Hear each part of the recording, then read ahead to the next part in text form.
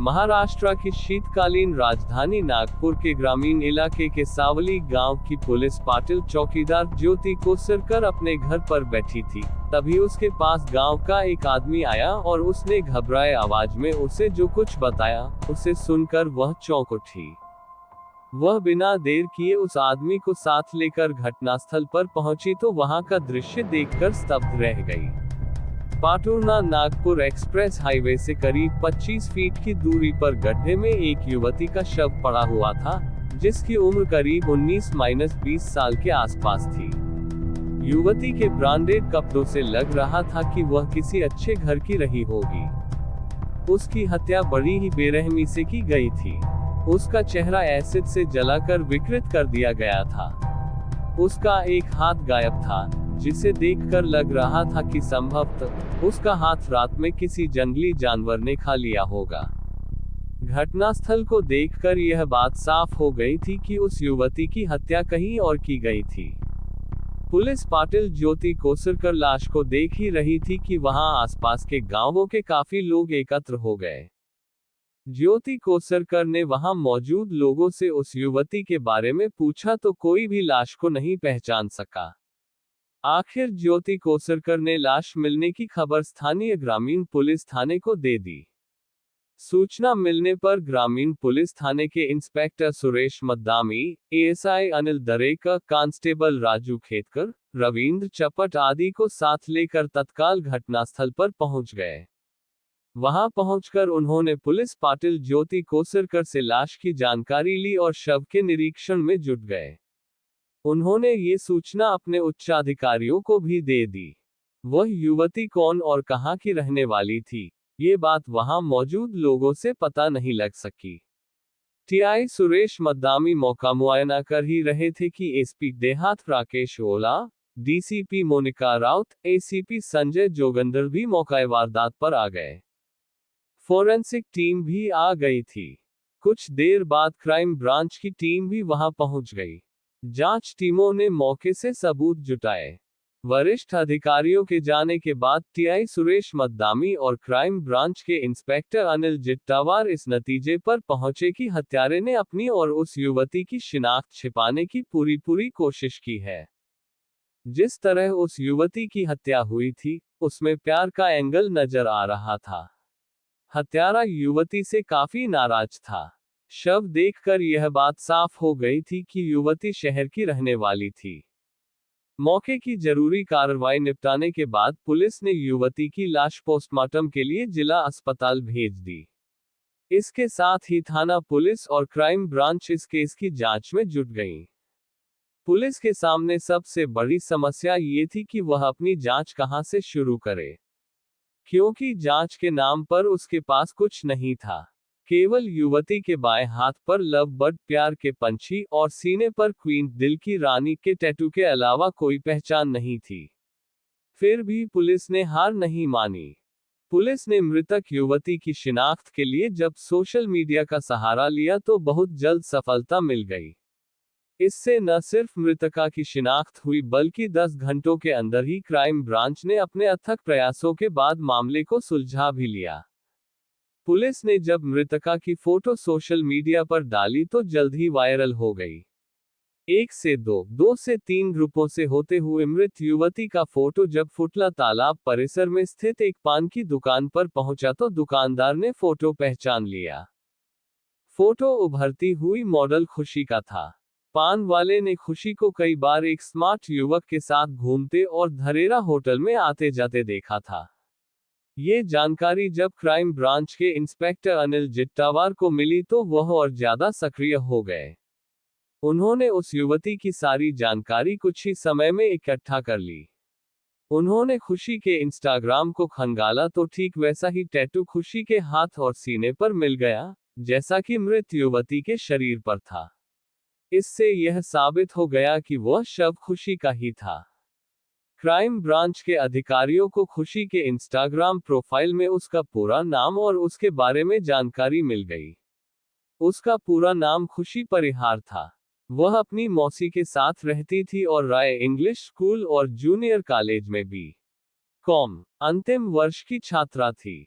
वह part time Mumbai और नागपुर में मॉडलिंग करती थी। खुशी की शिनाख्त से पुलिस और क्राइम ब्रांच का सिरदर्द तो खत्म हो गया था। अब जांच अधिकारियों के आगे खुशी परिहार के हत्यारों तक पहुंचना था। पुलिस ने जब खुशी की मौसी से संपर्क किया तो उन्होंने बताया कि खुशी कई महीनों से उनके साथ नहीं है। वह अपने दोस्त अशरफ शेख के साथ लिव इन रिलेशन में welcome housing society, Hazaribagh Paharganj गिट्टी खदान के पास रही थी। पुलिस ने जब मौसी को खुशी की हत्या की खबर दी तो वह दहाड़े मार कर रोने लगी और उन्होंने अपना संदेह अशरफ शेख पर जाहिर किया। उनका कहना था कि घटना की रात अशरफ शेख ने उन्हें फोन कर बताया था कि खुशी और उसके बीच किसी बात को लेकर झगड़ा हो गया था। वह उससे नाराज होकर अपने गांव चली गई है। क्राइम ब्रांच टीम को खुशी की मौसी की बातों से यह पता चल गया कि मामले में किसी न किसी रूप में अशरफ शेख की भूमिका जरूर है। अतः क्राइम ब्रांच ने अशरफ शेख का मोबाइल नंबर सर्विलांस पर लगा दिया। इसके अलावा शहर के सभी पुलिस थानों को अशरफ शेख के बारे में जानकारी दे दी गई। इसका नतीजा ये हुआ कि अशरफ शेख को गिट्टी खदान पुलिस की सहायता से कुछ घंटों में दबोच लिया गया। अशरफ शेख को जब क्राइम ब्रांच ऑफिस में लाकर उससे पूछताछ की गई तो वह जांच अधिकारियों को भी गुमराह करने की कोशिश करने लगा।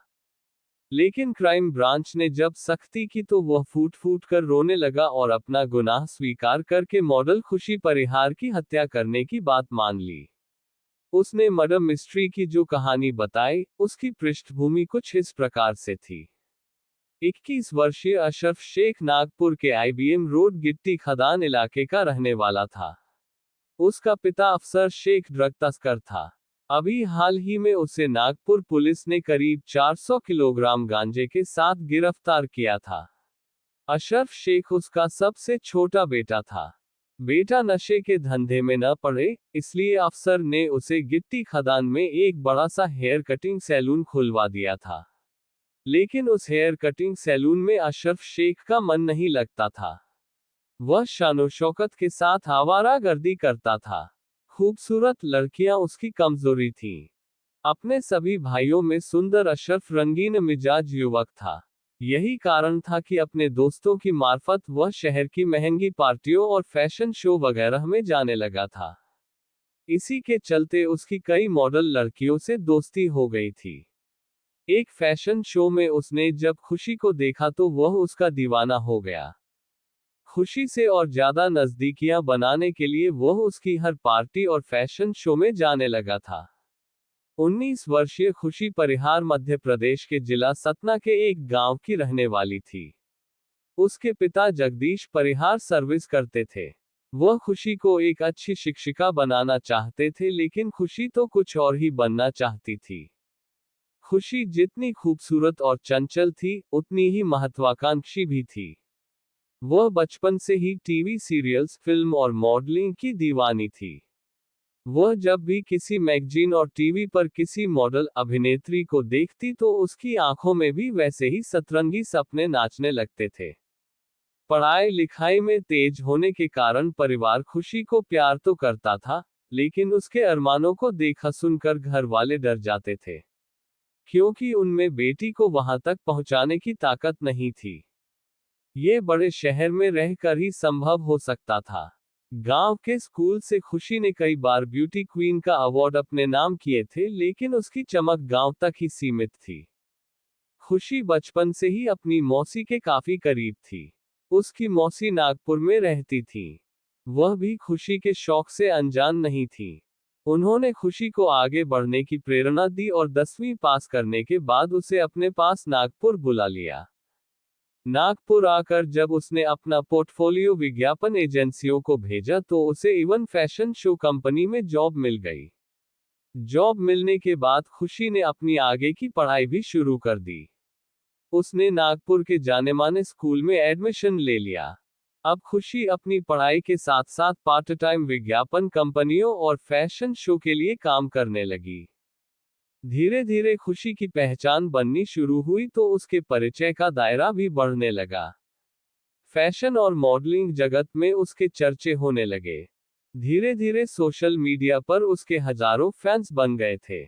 खुशी भी उनका दिल रखने के लिए उनका मैसेज पढ़ती थी और अपने हिसाब से जवाब भी देती थी। वह अपने नए नए पोजों के फोटो सोशल मीडिया पर शेयर करती रहती थी। इस तरह नागपुर आए उससे 3 साल गुजर गए। अब उसका बी.कॉम का अंतिम वर्ष था। अपनी पढ़ाई पूरी करने के बाद वह पूरी तरह मॉडलिंग और टीवी की दुनिया में उतरती। इसके पहले ही उसकी जिंदगी में मनचले अशरफ शेख की एंट्री हो गई। अपने प्रति अशरफ शेख की दीवानगी देखकर खुशी भी धीरे धीरे उसके करीब आ गई। कुछ ही दिनों में दोनों का प्यार परवान चढ़ने लगा। अशरफ शेख दिल खोलकर खुशी पर पैसा बहा रहा था। वह उसकी हर जरूरत पूरी करता था। अशरफ शेख और खुशी की दोस्ती की खबर जब खुशी के परिवार वालों और मौसी तक पहुंची तो उन्होंने उससे आड़े हाथों लिया। उन्होंने उसे समझाया भी। चूंकि अशरफ दूसरे धर्म का था, इसलिए उसे समाज और रिश्तों के विषय में भी बताया। लेकिन तब तक काफी देर हो चुकी थी। खुशी अशरफ शेख के प्यार में गले तक डूब चुकी थी। मौसी और परिवार वालों की बातों पर ध्यान न देकर वह अशरफ शेख के लिए मौसी का घर छोड़कर उसके साथ गिट्टी खदान में किराए का मकान लेकर लिव इन रिलेशन में रहने लगी। अब खुशी पूरी तरह से आजाद थी। कोई उसे रोकने टोकने वाला नहीं था। अशरफ शेख उसका बराबर ध्यान रखता था।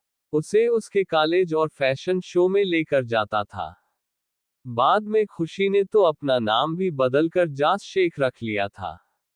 प्यार का एहसास दिलाने के लिए उसने हाथ और दिल पर टैटू भी बनवा लिए थे। खुशी अशरफ शेख के साथ खुश थी। वह मॉडलिंग के क्षेत्र में अपना दायरा बढ़ाने में लगी थी। उसका सपना था कि वह सुपरमॉडल बने, जिससे देश भर में उसका नाम हो। लेकिन अशरफ शेख ने जब से खुशी के साथ निकाह करने का फैसला किया था, दोनों के बीच तकरार बढ़ गई थी। इसकी वजह ये थी कि अशरफ नहीं चाहता था कि खुशी बाहरी लोगों से मिले और देर रात तक घर से बाहर रहे। वह अब खुशी के हर फैसले में अपनी टांग अड़ाने लगा था। वह चाहता था कि खुशी अब मॉडलिंग वगैरह का चक्कर छोड़े और सारा दिन उसके साथ रहे और मौजमस्ती करे। लेकिन खुशी को ये सब मंजूर नहीं था। उसका कहना था कि उसने जो सपना बचपन से देखा है, उसे हर हाल में पूरा करना है। मॉडलिंग की दुनिया में वह अपने आप को आकाश में देखना चाहती थी, जो अशरफ को गवारा नहीं था। इसी सब को लेकर अब खुशी और अशरफ के बीच दूरियां बढ़ने लगी थी। दोनों में अक्सर तकरार और छोटे मोटे झगड़े भी होने लगे थे। अशरफ को यकीन हो गया था कि खुशी अपने इरादों से पीछे हटने वाली नहीं है। अब तक वह खुशी पर बहुत रुपए खर्च कर चुका था और खुशी उसका एहसान मानने को तैयार नहीं थी। खुशी का मानना था कि प्यार में पैसों का कोई मूल्य नहीं होता। ये बात अशरफ को चुभ गई थी। उसने अपने 5 महीनों के प्यार और दोस्ती को ताक पर रख दिया और घटना के 2 दिन पहले 12 जुलाई 2019 को अपनी कार नंबर MH03AM4769 से खुशी को लेकर एक लंबी ड्राइव पर निकल गया। दोनों नागपुर शहर से काफी दूर ग्रामीण इलाके में आ गए थे। कुछ समय वह पाटुरना नागपुर रोड पर यूं ही कार को दौड़ाता रहा। फिर दोनों ने सावली गांव के करीब स्थित कलमेश्वर इलाके के शर्मा ढाबे पर खाना खाया और जमकर शराब पी। तब तक रात के 10 बज चुके थे। इलाका सुनसान हो गया था। कार में बैठने के बाद अशरफ शेख ने अपना वही पुराना राग छेड़ दिया, जिससे खुशी नाराज हो गई। खुशी पर भी नशा चढ़ गया था। उसका कहना था कि वह आजाद थी और आजाद रहेगी। वह जिस पेशे में है, उसमें उसे हजारों लोगों से मिलना जुलना पड़ता है। उनका कहना मानना पड़ता है। अगर तुम्हें मुझसे कोई तकलीफ है तो तुम मुझसे ब्रेकअप कर सकते हो। मुझे लगता है कि अब तुम्हारा मन मुझसे भर गया है और तुम किसी और की तलाश में हो। अशरफ बोला, ये तुम्हारा सिरदर्द है, मेरा नहीं। मैं जैसी पहले थी अब भी वैसी ही रहूंगी। खुशी ने कहा तो दोनों की कहासुनी मारपीट तक पहुंच गई। उसी समय अशरफ अपना आपा खो बैठा और कार के अंदर ही खुशी के सिर पर मारकर उसे बेहोश कर दिया। खुशी के बेहोश होने के बाद अशरफ इतना डर गया कि वह अपनी कार सावली गांव के इलाके में एक सुनसान जगह पर ले गया और उसने खुशी को हाईवे किनारे जला दिया। इसके बाद अपनी और खुशी की पहचान छिपाने के लिए उसने कार के अंदर से टायर बदलने का जैक निकालकर उसका चेहरा विकृत किया और उसके ऊपर बैटरी का एसिड डाल दिया। खुशी का शव ठिकाने लगाने के बाद उसने खुशी का मोबाइल अपने पास रख लिया, जिसे क्राइम टीम ने बरामद कर लिया था। इसके बाद वह आराम से अपने घर चला गया और खुशी की मौसी को फोन पर बताया कि उसका और खुशी का झगड़ा हो गया है। वह अपने गांव चली गई है। उसका मानना था कि 2-4 दिनों में खुशी के शव को जानवर खा जाएंगे और मामला रफा दफा हो जाएगा। लेकिन यह उसकी भूल थी। वह क्राइम ब्रांच के इंस्पेक्टर अनिल जिट्टावार के हत्थे चढ़ गया। क्राइम ब्रांच के अधिकारियों ने अशरफ से विस्तृत पूछताछ के बाद उसे केलवद ग्रामीण पुलिस थाने के इंस्पेक्टर सुरेश मट्टामी को सौंप दिया। आगे की